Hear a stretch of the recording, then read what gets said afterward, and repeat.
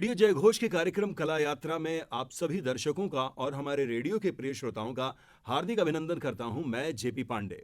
मित्रों, कला कला से व्यक्ति के व्यक्तित्व का निर्माण होता है और मुझे बड़ी अच्छी सी एक बात याद आती है उर्मिल कुमार थपलियाल जी की, जो कहा करते थे कि सिनेमा में इंसान बड़ा दिखता है और टीवी पर इंसान छोटा दिखता है, लेकिन थिएटर में इंसान इंसान दिखता है, आदमी आदमी दिखता है। सही। थिएटर की दुनिया से जुड़े हुए थिएटर के एक वरिष्ठ रंगकर्मी और थिएटर को उत्तर प्रदेश में और लखनऊ की ज़मीन से पोषित पल्लवित करने वाले शख्स का नाम है श्री संगम बहुगुणा जी, जो कि हमारे रेडियो जयघोष के स्टूडियो में आज मौजूद हैं। आपका बहुत बहुत अभिनंदन।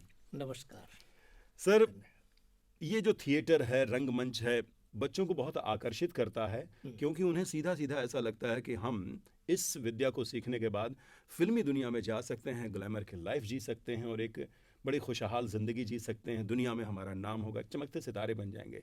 उसकी पृष्ठभूमि में एक बड़ी मेहनत होती है, तराशने का, और न जाने कितने आयाम होते हैं जिन्हें आप लोग बेहतर जानते हैं।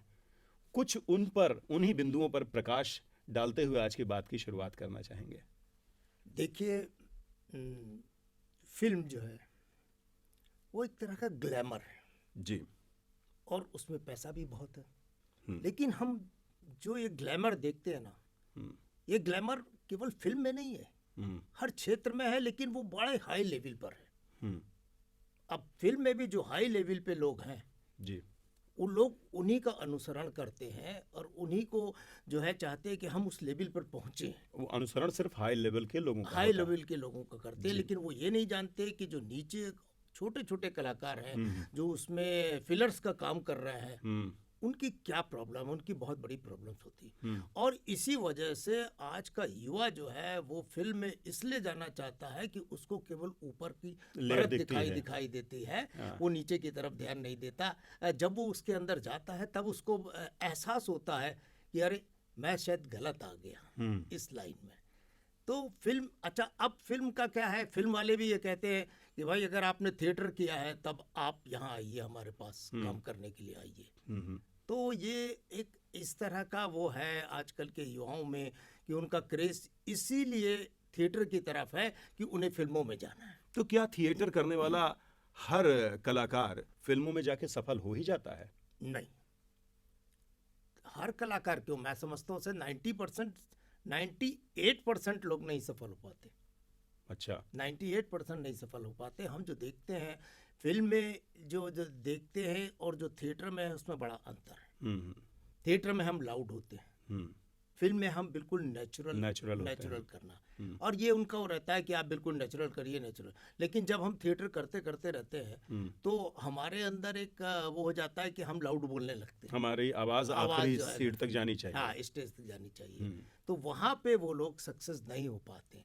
लेकिन इसके बावजूद ये भी है कि जो थिएटर करते हैं उनके मॉड्यूलेशन, उनके एक्शन, उनके हाव भाव जो है वो औरों के मुकाबले बहुत दमदार होते हैं, शार्प होते हैं, चाहे वो उच्चारण की बात करें, चाहे प्रेजेंस की बात करें। हाँ, इसलिए वो हीरो तो नहीं बन पाते, लेकिन एक अच्छे आर्टिस्ट जरूर होते हैं, जिनमें से आप कईयों के नाम भी ले सकते हैं, जैसे कि नसरुद्दीन शाह हैं और थिएटर के हैं, नवाज हैं, नवाज बाजपेयी हैं जी हैं, हाँ, बाजपेयी जी हैं, अनुपम खेर हैं, ये सब थिएटर से भी हैं और फिल्मों में भी सक्सेस रहे, क्योंकि उन्होंने दोनों के बीच एक सामंजस्य बिठा लिया। तो इसका मतलब ये नहीं है कि अगर आपने थिएटर बहुत अच्छे से कर लिया है तो आप फिल्मों में सीधे सफलता पा जाएंगे। जद्दोजहद वहाँ भी करनी है, मांझना अपने आप को है, कैमरे के अकॉर्डिंग सेट करना है, क्योंकि वहाँ तो आपका क्लोज शॉट ले लिया गया, वहाँ पर आदमी नहीं दिख रहा करके होता है और रंगमंच पे आदमी दिखता है, वो फुल बॉडी के साथ मूवमेंट कर रहा होता है। बहुत सी बातें हैं। आपकी शुरुआत कैसे हुई? ये रंगमंच का मोह क्यों आया? देखिए, मैं बचपन से थोड़ा मेरा रुझान था इस तरफ। मैं छोटी मोटी अपने ही घर पे रामलीला करता था, लेकिन ये बचपन की बात थी। मैंने सन 1975 में थिएटर ज्वाइन किया। 1975 में जी। और उस समय एक ग्रुप था संकेत, बहुत प्राचीन ग्रुप। हाँ, के.वी. चंद्रा जी थे इसमें, और हमारे दया प्रकाश सिन्हा जी हाँ, ये लोग उस दया समय थे, प्रकाश तो जी उस थे। समय उस ग्रुप को ज्वाइन किया। और उसके बाद आपको लगेगा कि देखिए, मैं 1977 में मैंने 3 सरकारी नौकरियां छोड़ दी। मेरी 77 में नौकरी लगी थी। क्या बात है। एक शुगर फैक्ट्री में मैं लेबर वेलफेयर ऑफिसर रहा, और एक्सप्लोसिव एक लिमिटेड कंपनी है देहरादून की, वहाँ पे मैं पीआरओ रहा। लखनऊ यूनिवर्सिटी में मैं पब्लिक एडमिनिस्ट्रेशन डिपार्टमेंट में रिसर्च असिस्टेंट रहा। मैंने सब छोड़ करके, क्योंकि थिएटर का जो शौक था वो मुझे इतना खींचने लगा कि मैं फिर सब व्यर्थ लगने लगा। तो मैंने एक बिजनेस के साथ साथ ये भी थिएटर भी करना शुरू कर दिया। अभी आप थिएटर को बहुत अच्छे से कर रहे हैं और बहुत से नए बच्चे भी ट्रेंड हो रहे हैं, पुराने लोगों के साथ भी आप काम करते हैं, अपने हम उम्र लोगों के साथ भी आप अच्छा काम कर रहे हैं। और इसी श्रृंखला में अभी आपने एक और बड़ा अहम बीड़ा अपने हाथ में उठा रखा है। जी जी। वो ये उठा रखा है मित्रों कि 1 महीने के पूरे 30 दिन और हर दिन एक नाटक होगा, जिसे आपकी संस्था मंचकृति कर रही है। जी जी। 30 दिन, और अपने आप में ये रिकॉर्ड भी होने जा रहा है शायद। हाँ, ये एक रिकॉर्ड होगा। ये एक रिकॉर्ड होगा कि लगातार 30 दिन एक संस्था के बैनर पे एक ही व्यक्ति के द्वारा डायरेक्ट किया है। अच्छा, इसमें 30 नाटक एक ही व्यक्ति के डायरेक्शन के हैं? हाँ, हम ही डायरेक्ट कर रहे हैं उसको। 30 नाटक। अब इस पर तो हमारी क्यूरियोसिटी ज़्यादा बन गई कि हम इस पर बहुत सारे सवाल करें, लेकिन सवालों के पहले एक विराम के बाद बहुत सारी बातें हमें रंगमंच के जरिए करनी है, रंगमंच के लिए करनी है। श्री संगम बहुगुणा जी हमारे बीच बहुत सारे गुणों को अपने आप में समाहित किए हुए विराजमान हैं।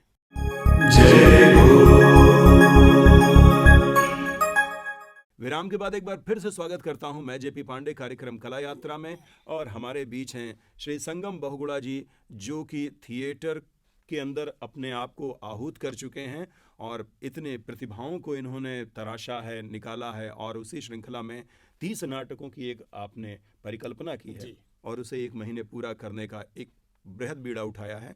इसके बारे में डिटेल से कुछ बताएं कि कैसे संकल्प लिया कि हम 30 दिन करें, ना 4 दिन करें, ना हफ्ता करें, पखवाड़ा ना करें, सीधे महीना भर। देखिए, इधर कोरोना पीरियड चल रहा था। हाँ जी। कोरोना के पीरियड में मैंने क्या किया कि खाली, शुरू से आदत नहीं रही कि खाली बैठा रहूं, तो मैंने अपने घर पे वीडियो बना करके, अपने मोबाइल से वीडियो बना करके डालता था। लेकिन मुझे लगा कि कुछ ऐसा करना चाहिए जिसमें कुछ नाम हो।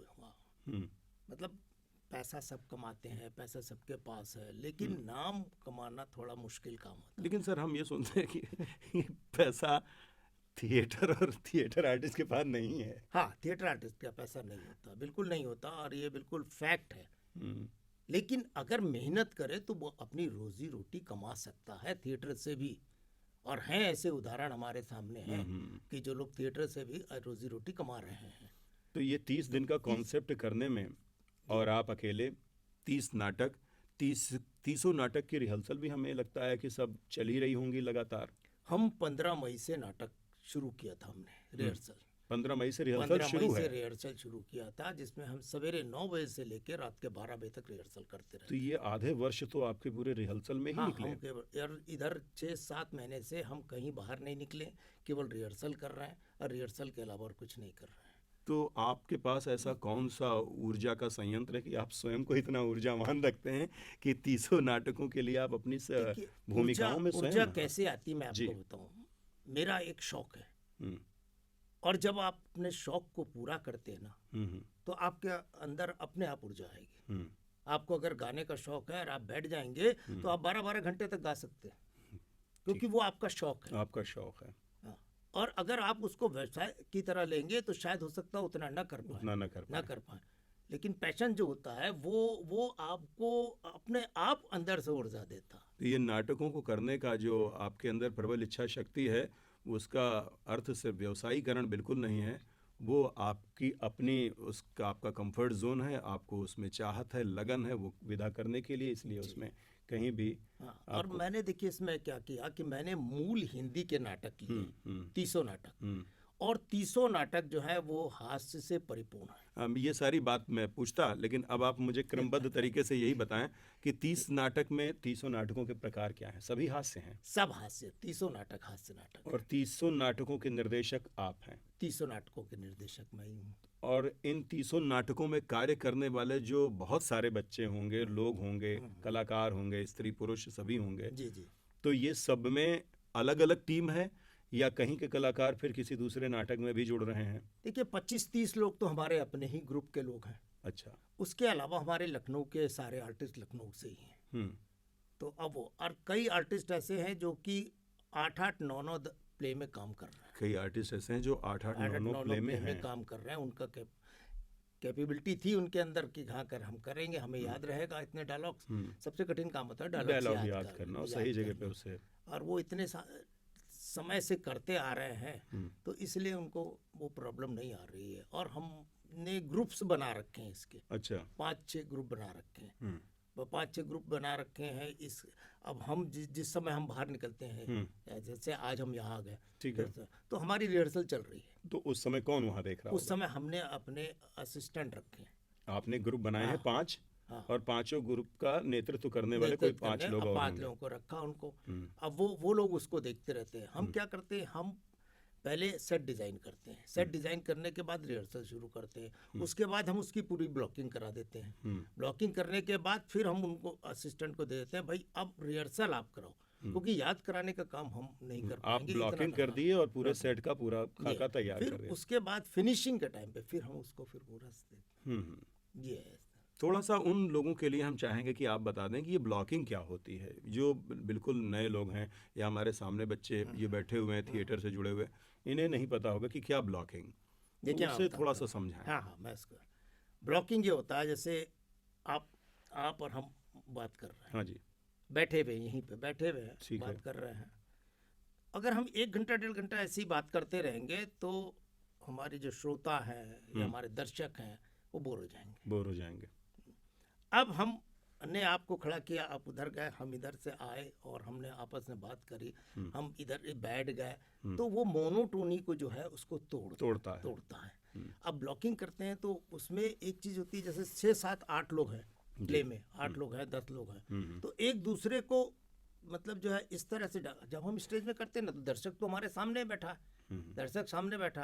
अब हमें उस तरह का इंटरेस्टिंग बनाना पड़ता है कि दर्शक उसको देख करके बोर ना हो। तो इस डायलॉग में ये कलाकार इधर आएगा, वो वाला कलाकार उधर जाएगा, और उसको इतना एक्टिव बनाना पड़ता है कि दर्शक बोर ना हो।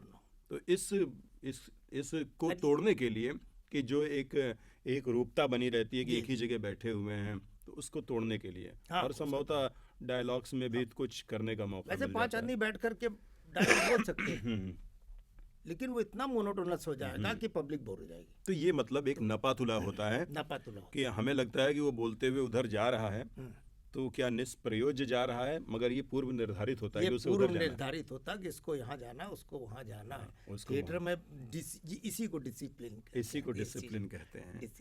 थिएटर में डिसिप्लिन, अनुशासन बहुत आवश्यक है और हर चीज़ तय होती है। 300 नाटकों का चयन आपने हिंदी का किया है। जी। तो इसके लेखक कहाँ से आपने इकट्ठा किए? इसके लेखक देखिए, मतलब हम लोग स्क्रिप्ट पढ़ते रहते हैं इसके, जैसे दया प्रकाश सिन्हा जी के 2 नाटक हैं। रमेश मेहता जी एक ज़माने में बहुत फेमस हास्य वो थे, लेखक थे, हास्य नाटककार भी थे, वो खुद भी करते थे। 3 नाटक उनके लिए। जयवर्धन जी हैं, दिल्ली में है, 4 नाटक हमने उनके लिए हैं। अच्छा। राजेंद्र शर्मा जी के 2 नाटक हमने उनके लिए हैं। और तपन भट्ट हैं, जयपुर में हैं, तो 2 नाटक हमने उनके भी लिए हैं। और दिनेश भारती जी हैं, 2 नाटक हमने उनके भी लिए। तो इस तरह से हास्य के जो अच्छे नाटक हैं, तो वो हमने जो है उनको सेलेक्ट किया है।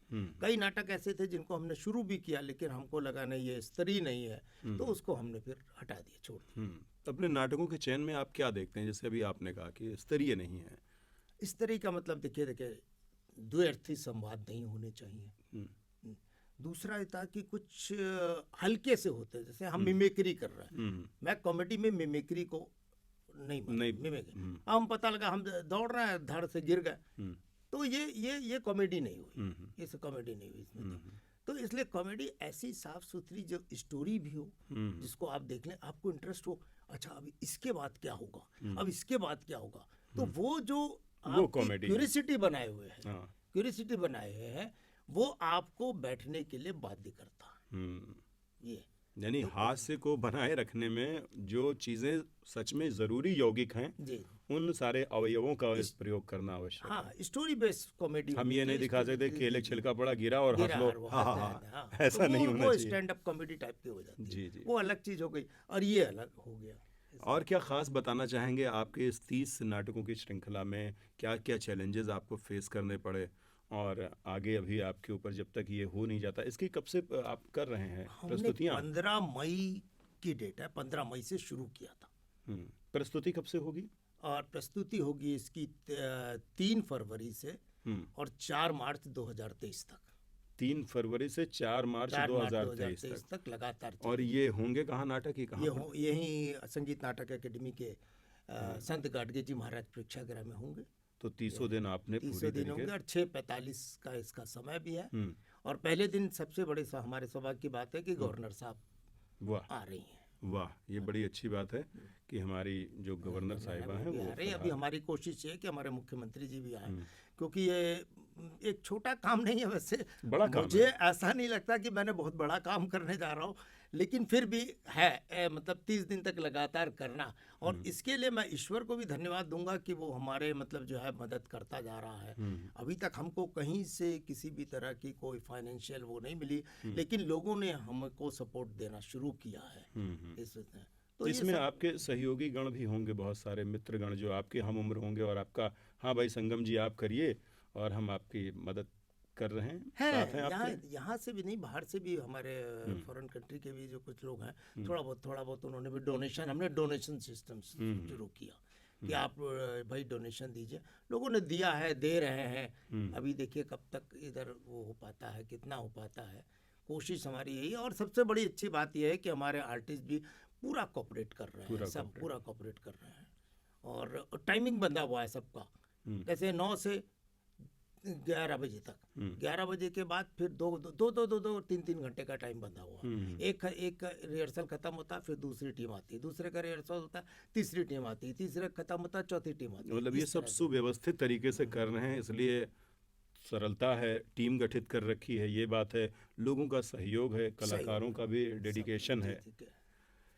मित्रों, कला यात्रा में हम बहुत अच्छी बात कर रहे हैं श्री संगम बहुगुणा जी से, जो अब जिनका परिचय अब मुझे नहीं लगता कि अब कार्यक्रम के इस हिस्से में देना भी पड़ेगा आपको। आप इस बातचीत के लिए हमारे साथ जुड़े रहिए। हम यहाँ पर ले रहे हैं एक छोटा सा विराम। विराम के बाद और भी बातें करेंगे श्री संगम बहुगुणा जी से।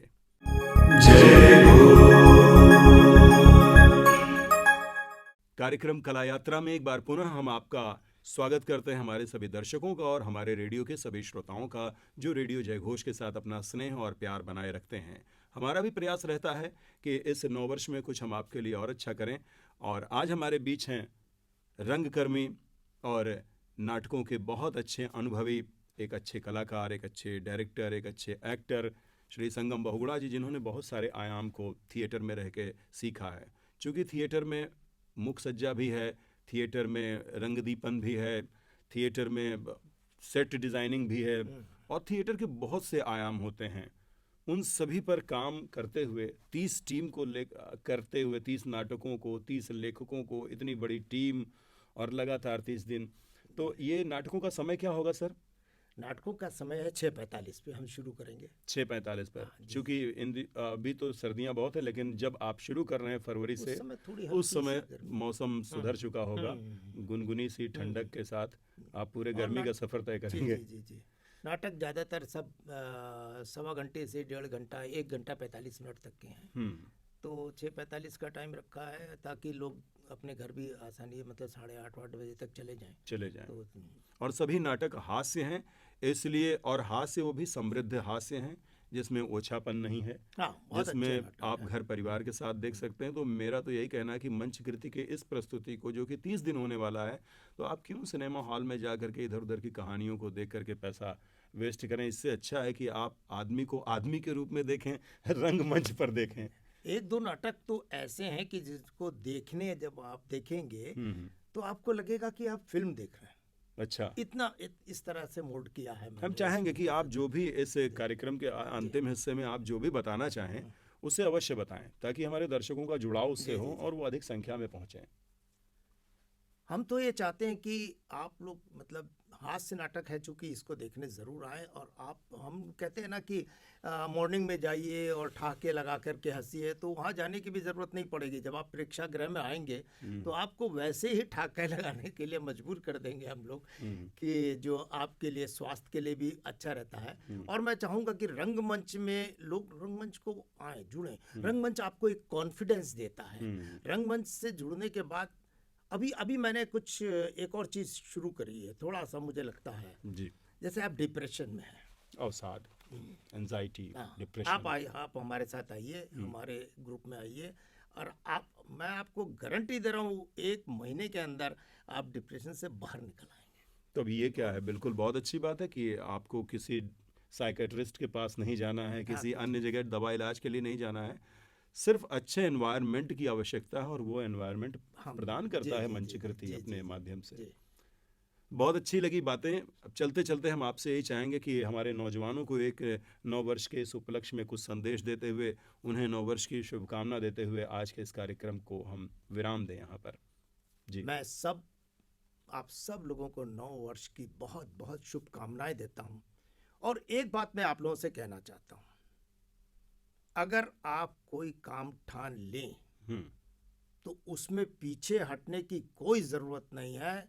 जब आप चलने लगेंगे तो रास्ते खुद ब खुद बनते चले जाएंगे और आपको सफलता 100% मिलेगी। कई लोग कहते हैं ना कि भाग्य होगा साथ तभी हो पाएगा। भाग्य भी तभी साथ देता है जब आप खुद आगे चलेंगे। जब आप रास्ता निकालने की कोशिश करेंगे तो भाग्य आपको रास्ता खुला देगा।